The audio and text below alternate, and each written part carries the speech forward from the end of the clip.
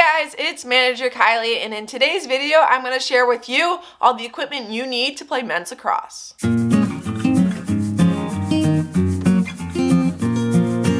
today I'm going to go through all the basic equipment you need to play men's lacrosse. This is the equipment both for padding and protection and some of the things you might want just to play lacrosse in general, just for practices and things like that. I will have everything I mention in some way linked in the description down below. I do recommend checking out different brands. You might have a preferred brand of like shoes or stick or anything like that. If you have a preferred brand, I would definitely check that out, but I am going to link at least an example of everything in the description down below if you just want to check it out, see what it looks like, things along that lines. And if you guys are interested in more sports administration videos just like this, definitely hit the subscribe button, turn the bell so you get notified every time I upload, as I post a new video every single Wednesday at 2 p.m. Eastern time, and we're going to dive into this equipment. So for when playing lacrosse, the first thing you're going to need is a stick, and for men's lacrosse, there are two different types of sticks you can get. And for these sticks, there are a few options. So for the men's lacrosse, you have your just traditional stick that most field players use, and then you have your long pole, which is what your defense use. These just have a much longer shaft to them. When buying a stick, you have a few options. Generally, when you're younger, you're just going to get a pre-made stick that has the shaft, the head, everything already put together on it. And then as you get older, you might want to customize your stick a little bit, get a specific shaft, get a specific head, a specific type of netting, things along that lines. So you might be buying the pieces individually, or you may be buying them as a whole set. The next few things are all protection pieces of equipment that you're going to need. For men's lacrosse, you do need to wear a helmet. Sometimes you might get one from your school or your youth program, or you might be able to buy one directly through them if it has your logo on it.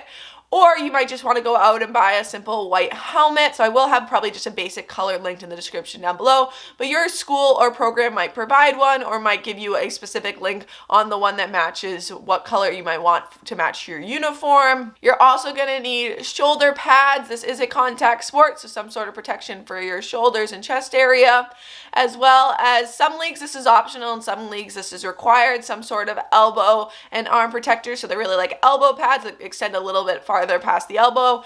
That is required in some places and not required in others, so just make sure you check out your league's rules to figure out if they're required. Another piece of padding that is generally optional is rib protectors. You can put these with the shoulder pads just to add a little bit more protection to your chest area, and that's kind of up to you whether you want those rib protectors. You're also going to want a pair of gloves. This allows you to protect your hands when you're pushing them into other players or protect them from the ball or any sort of contact. So you are going to want some sort of pair of gloves. These do have some mobility to them, so you still can grip the shaft of the stick. It's a pretty small in the sense of diameter and circumference, so you want to make sure that you have the ability to still move your fingers and grip the shaft. Even though you do have a helmet on, you're still going to want a mouth guard. Many leagues do require these, if not all leagues require these. You're also probably going to want either some padded shorts or an athletic cup for some more protection. For shoes, you're generally going to want either a cleat or a turf shoe. If you know you're going to be playing specifically on turf, a turf shoe might work best for you. Or if you're going to be playing on both turf and grass, you probably want some sort of rubber cleat. And then that's all the basic padding and equipment that you're going to need to play the sport. These next few things are some added accessories that you might want to help you both practice at home or just in addition to what you need to play with.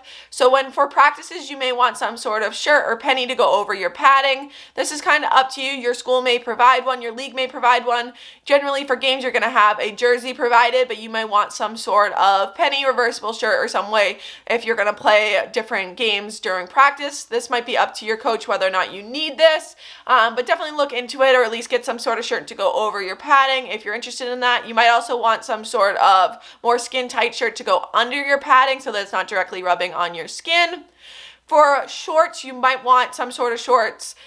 They make tons of different lacrosse shorts, or you just might want something for practice. This you're probably going to get provided some sort of short for your uniform, but you might want even just a pair of black shorts if your league doesn't provide certain shorts for your uniform.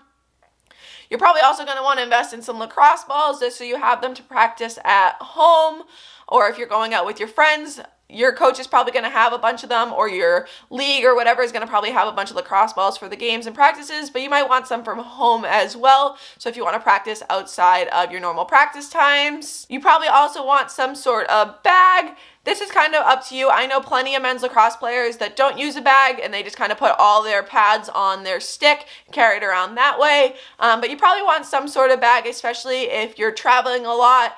For some bigger games, you might want some sort of bag to store all your equipment in. Generally, you're going to keep your stick separate from that, but just to store all your pads, equipment, and other accessories you might have. This is especially important if you have any extra tape or netting or anything like that that you want to bring with you. You could definitely get some sort of grip tape, or if there's anything like that you want, a bag's helpful for that.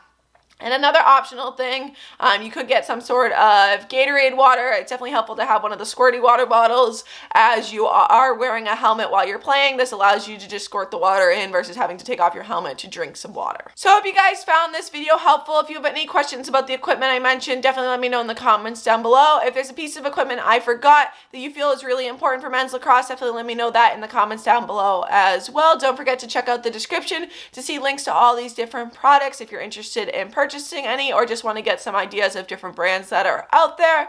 But I hope you guys enjoyed, and I will see you guys next Wednesday.